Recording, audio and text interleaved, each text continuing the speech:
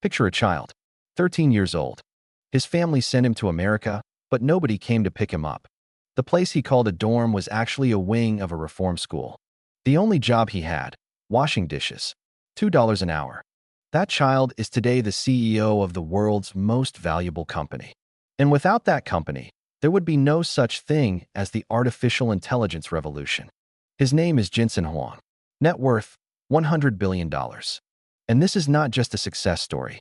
This is the story of a stubborn man who changed the entire world. 1963, Taiwan, the city of Tainan. Jensen Huang was born into a middle-class family. His father was an engineer, his mother a teacher. Life was hard but orderly, until everything changed. When Jensen was 9 years old, his family decided to send him and his brother to America. The plan was simple. Send the kids to America, let them get a good education, save themselves, build a good life. But the plan didn't go as planned. The relatives in Kentucky said they couldn't take in 2 children. Instead, they enrolled them in the Oneida Baptist Institute. Sounds prestigious, doesn't it? But this place was actually a boarding school designed for low-income families. And worse, there was a reform school on the same campus. Jensen Huang, at 13 years old, in a foreign country, slept under the same roof as criminals. Stop the video and think about it for a moment. Every time he needs help, he'd call his parents, but they're not there. A different country, just your brother and you.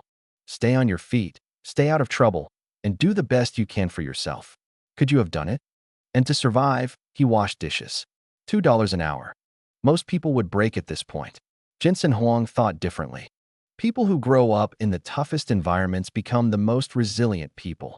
People who grow up in the toughest environments become the most resilient people. Oregon State University, 1984. Jensen is studying electrical engineering. And one day, he meets a young woman working at the cash register of a restaurant on campus. Her name is Lori Mills. This encounter would change Jensen's life twice. First, Lori would one day become Jensen's wife. Second, Lori's father would ask Jensen a question. What do you want to do in the future? Jensen's answer was clear: computers, graphics, image processing. He told him he was passionate about these things and wanted to work in this field. In those years, computer graphics was a field only academics cared about. There were no games, no film effects, just heavy machines and complex code. But Jensen saw something others couldn't see. If computers can process images, they can change everything. After completing his master's degree at Stanford, he worked at companies like AMD and LSI Logic. He was making money, building a career, but the idea in his mind kept growing. And that idea had started to feel heavy. It was ready to come to life. 1993, Jensen is 30 years old. He met with 2 friends at a Denny's restaurant, Chris Malachowski and Curtis Preem, all 3 engineers, all 3 seeing the same thing. At that Denny's table, NVIDIA was born. The first years were a disaster. NVIDIA's first product, a graphics chip called the NV1, launched in 1995, and nobody bought it. The chip was incompatible with the gaming standards of the time. The big deal with Sega collapsed. The company's cash reserves were nearly completely gone. Jensen Huang was honest with his employees. We're going to go bankrupt in 6 months. But in the same meeting, he also said, how we use these 6 months will determine everything. NVIDIA put all its resources into a single product, the Revo 128. It launched in 1997, and this time, everything was different. The chip was so powerful, so fast, the market grabbed it. 1 million units sold in 4 months. But even that victory wasn't enough. In 1999, NVIDIA made a decision that would change the course of history: the GPU, the graphics processing unit, designed not just for games, but for parallel computing. Nobody fully understood. Investors were skeptical. Competitors laughed. The next 5 years were a battle for survival for Jensen. Fierce competition with ATI. A new chip every year. Faster and more powerful every year. And Jensen never got up from the table. Because he was chasing something. And nobody yet knew the name of that thing. 2006, NVIDIA introduced CUDA. This was a platform that allowed GPUs to be used not just for graphics, but for scientific computing, artificial intelligence, and data analysis. The world didn't understand again, but scientists understood. Researchers understood. And slowly, something began to happen. 2012, a team from the University of Toronto introduced an artificial intelligence model called AlexNet, and that model ran on NVIDIA GPUs. It surpassed humans in an image recognition competition. The AI world was shaken. Jensen Huang had seen this 10 years earlier. 10 years earlier. The next decade was not a disaster for NVIDIA, it was a conquest. Tesla, Google, Meta, Amazon, OpenAI, they all depended on NVIDIA GPUs. The hardware used to train ChatGPT? NVIDIA.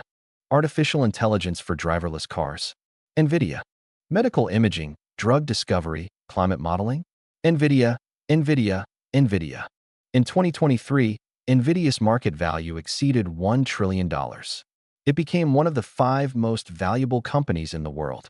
And Jensen Huang, that dishwashing child, joined the ranks of the world's richest people with a fortune of $100 billion. There are 3 lessons from Jensen Huang's story, and these are not ordinary motivational phrases. First, patience means strategy. Jensen created the GPU in 1999. The AI explosion came in 2022. He waited 23 years. Who could wait that long? Who could even think of it? But he didn't stop while waiting. Every year, he made a better product. Those who have watched my previous videos already know this obsession. We've talked about it every time. Patience is not an action. Patience is being ready at the right moment. Second, tough beginnings build strong foundations.